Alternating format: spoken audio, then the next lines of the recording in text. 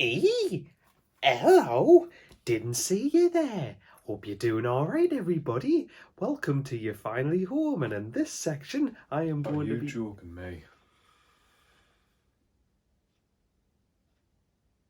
What?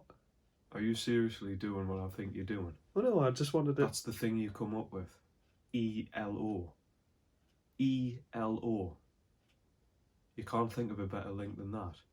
Why are you even doing links in the first place? Just get on with the CD collection, man. Mental case. And you're talking to yourself too. Not job.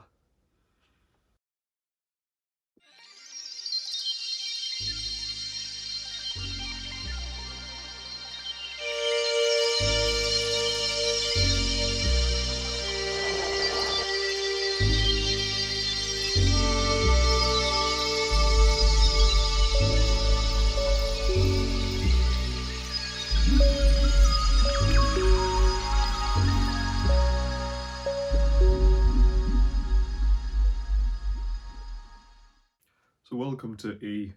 I'm not going to be covering that many because I actually don't own that many in E. So I'm going to be trying to go into a bit more detail for you guys in this installment.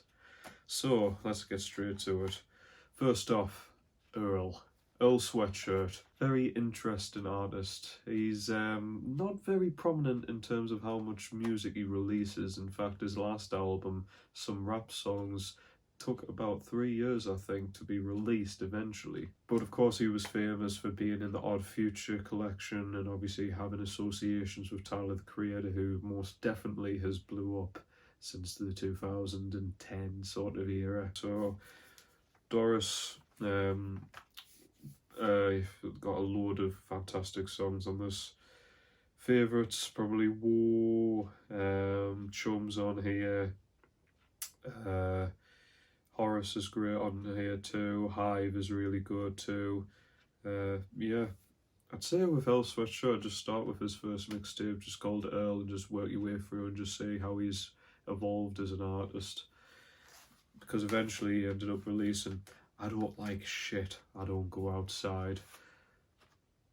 I got this when it first came out, and man, this is honestly one of my favourite hip-hop albums ever. Really short, under half an hour. Every track hits like an absolute depressive bomb. Yeah, it means a lot to us, this album. Kind of predated emo rap. It's not emo rap, but obviously the lyricism in it is extremely depressing.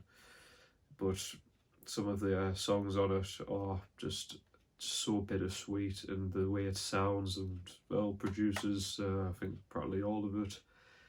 It just really conveys what it's like to be just in a really bad place.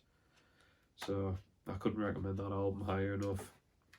And some rap songs, yeah, I'm still trying to get my head around this, despite even being shorter than I Don't Like Shit, I Don't Go Outside. The tracks are very short.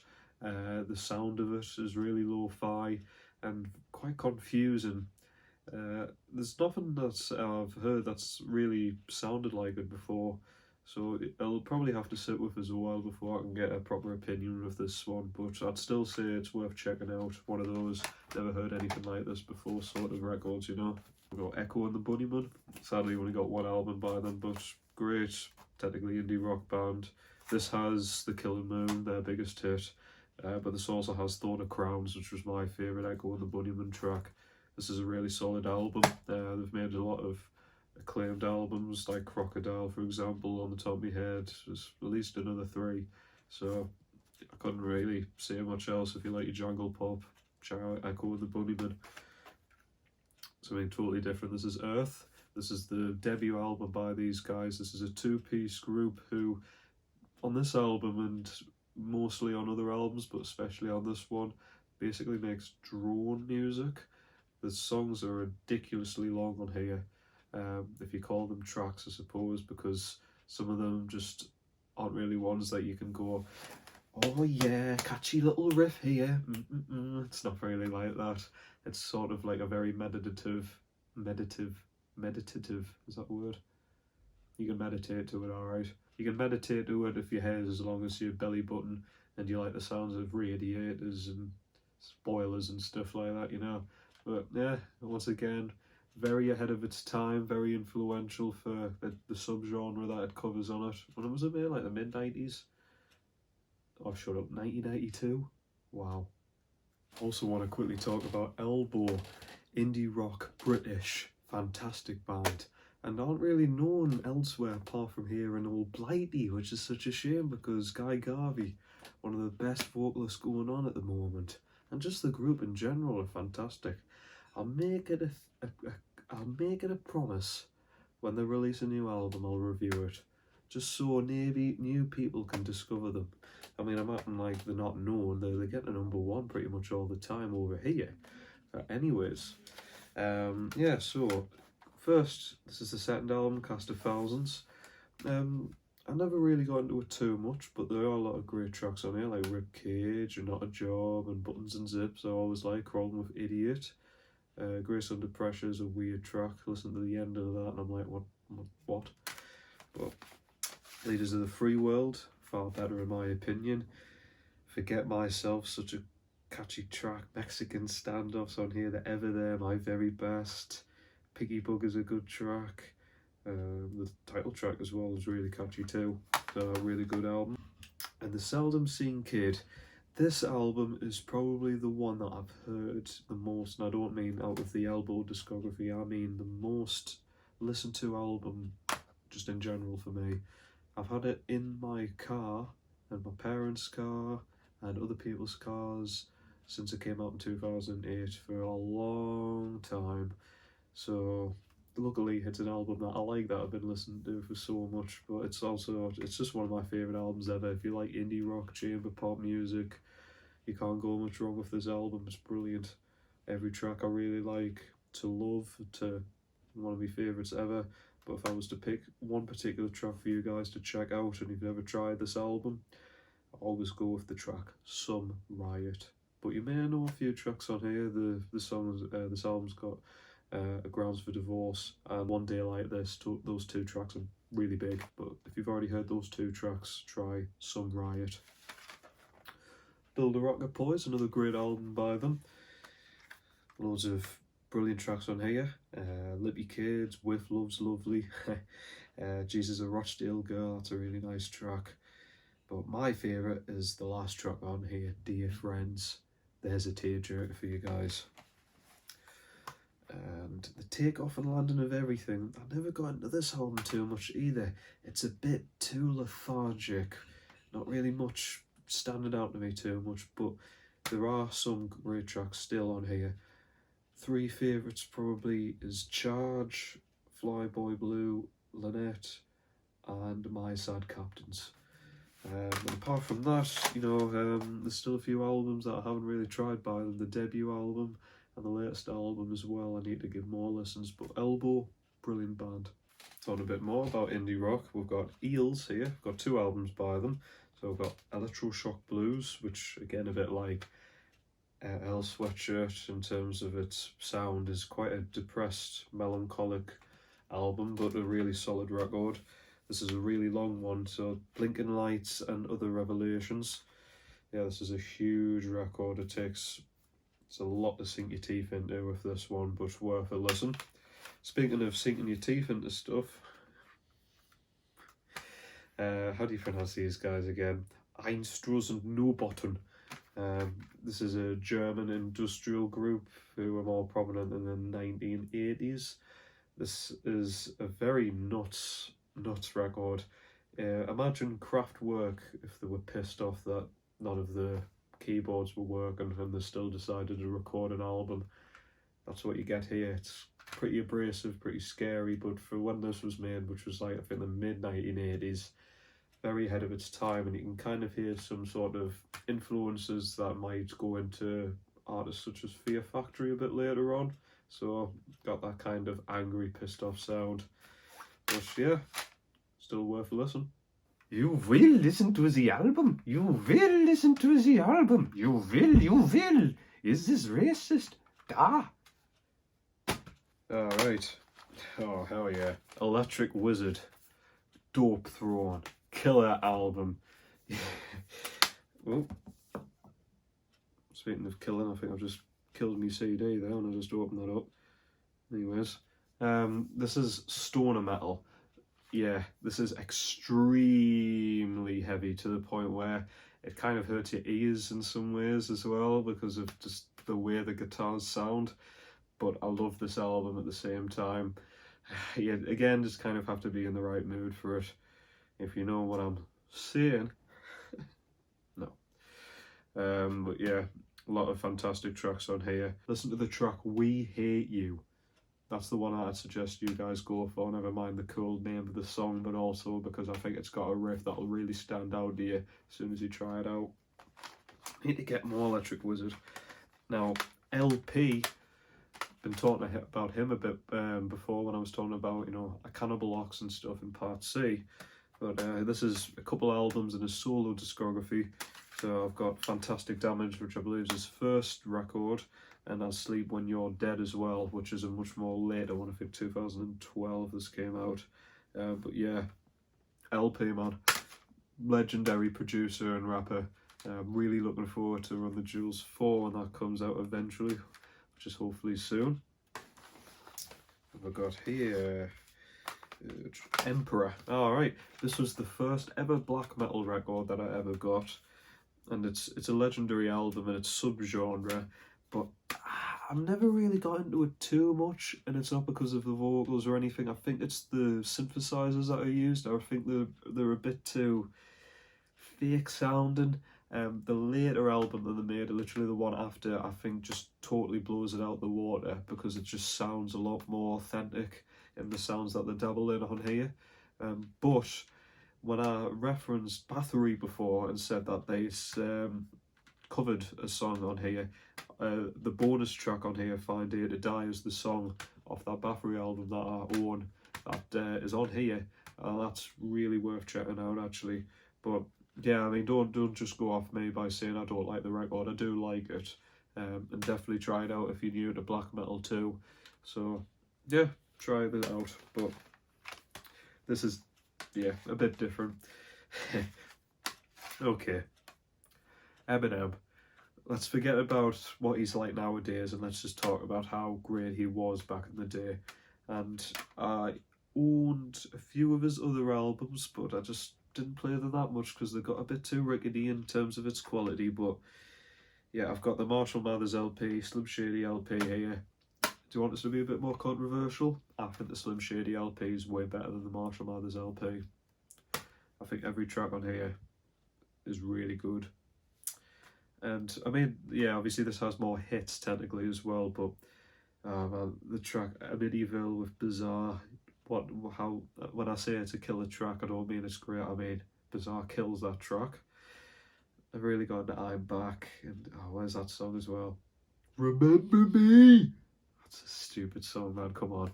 But this one, Guilty Conscious, My Name Is, Brain Damage as well, Role Model, My Fault, Rock Bottom, that's a great track. I think I like this one because he's got a really good balance between humour and how he was going through a lot of turmoil as well, which is probably why it's my favourite one as well. It's got Ken Kniff from Connecticut.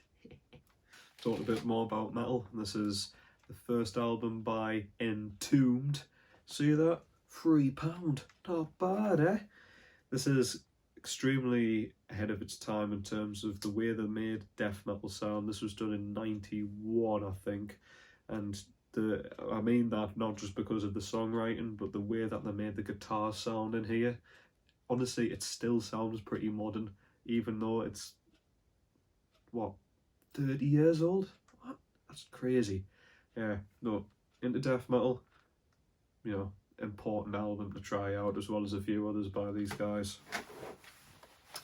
Alright, so every part so far, I've had that one artist or band where I've got a pretty big stack of records by them.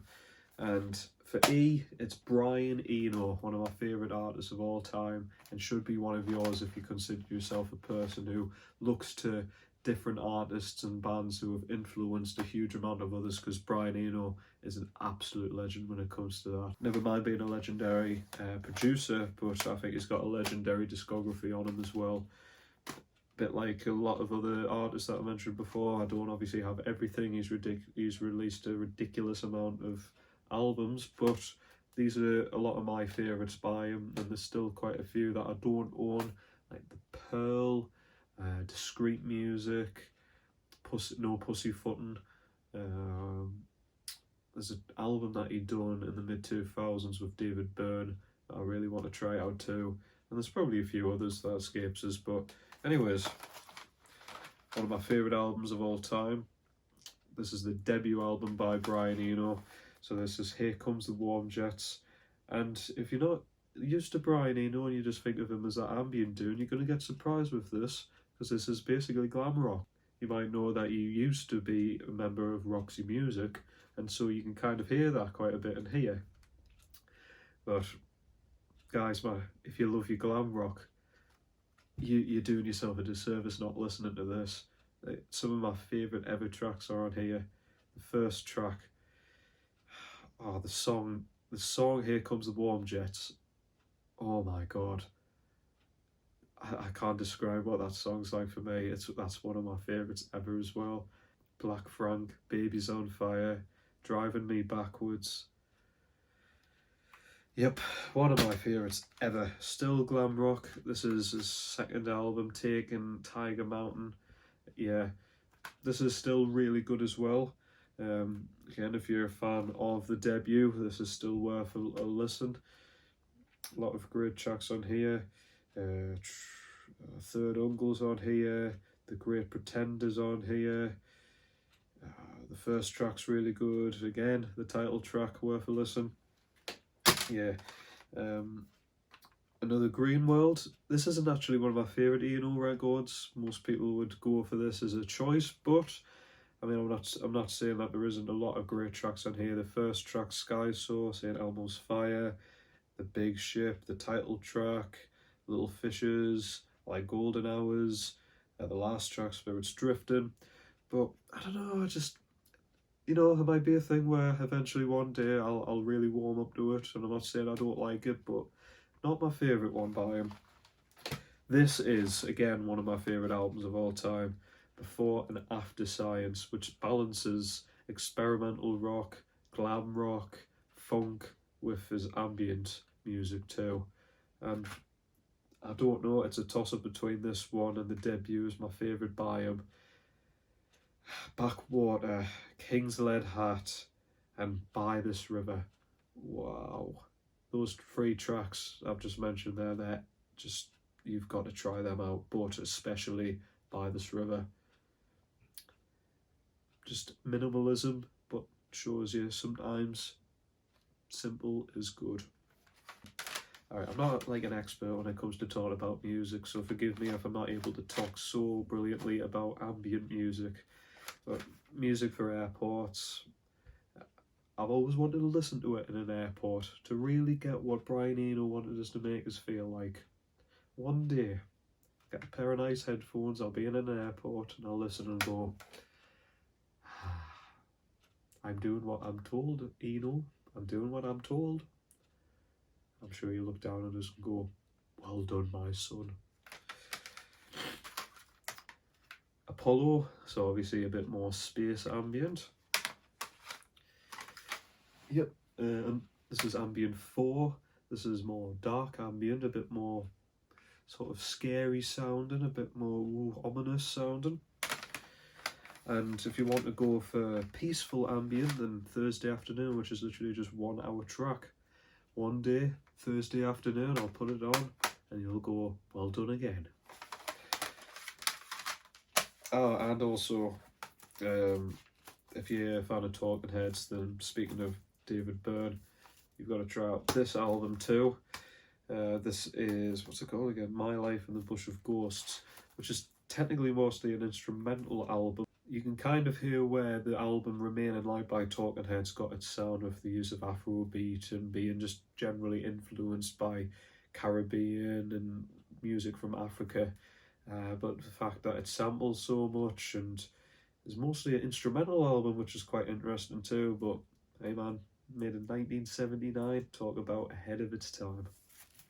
Enslaved are a very important black metal group, and they've released so much that I'm quite embarrassed to say that once again I'm doing this thing where instead of just going for the best one, or what most people say is the best, I've just started with the first album. But in this case, this is actually an EP by them, and I haven't listened to this yet, to be honest. But one day I'll get round to listening to this properly, and who knows, I might end up having all of their albums. Or I might just have the EP and never listen to it. Speaking of albums that I've yet to warm up to, but I'm holding on to it because I love my emo music. This is an album by Envy. All the footprints you've ever left and the fear expecting ahead. How's that for a typical emo sounding album title? I don't know, it's not the vocals or the music style or anything, but just every time I've put it on, I just kind of forget what's happening. Like, I've heard this like 4 times now, and I can't remember any of it. It's just bad. I know, like, later on you might see a few more emo records, so you can forgive us for seeming like I just don't like emo music. But I haven't warmed up to this record yet, but maybe I just need to try out other Envy albums. If you're an Envy fan, then let us know if there's other albums that you would recommend that I try. But yeah, yet to warm up to that one yet. Oh god. So this is a stratosphere, book fever, man. Have you heard the phrase everything in the kitchen sink? No, that's probably because I just made it up. The phrase is everything but the kitchen sink. Well, this is everything in the kitchen sink, man. This is one of those records, a bit like Ween, a bit like Mr. Bungle. These guys do everything in this album. It's ridiculous. Death metal, black metal. Oh, doo-wop. Oh, here's a bit of rock and roll. Here's a bit of chip tune music. It's mad. It's a mad listen. But hey, I bought this knowing it was going to be mad, and if you want to be a bit mad, listen to this, and then go mad. Fucking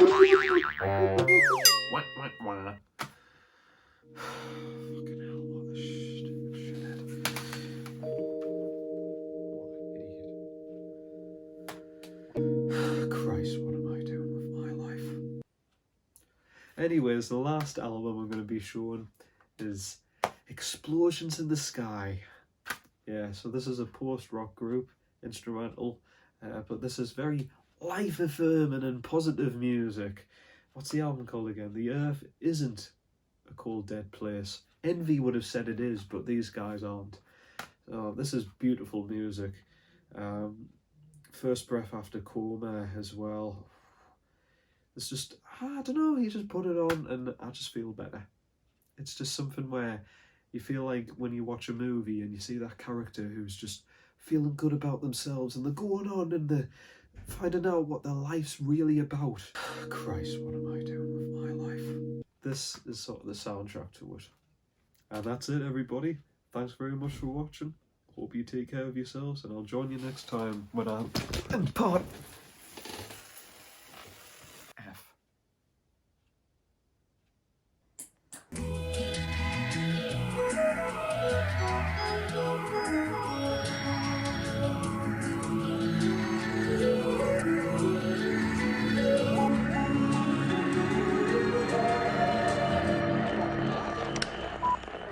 Thanks for listening.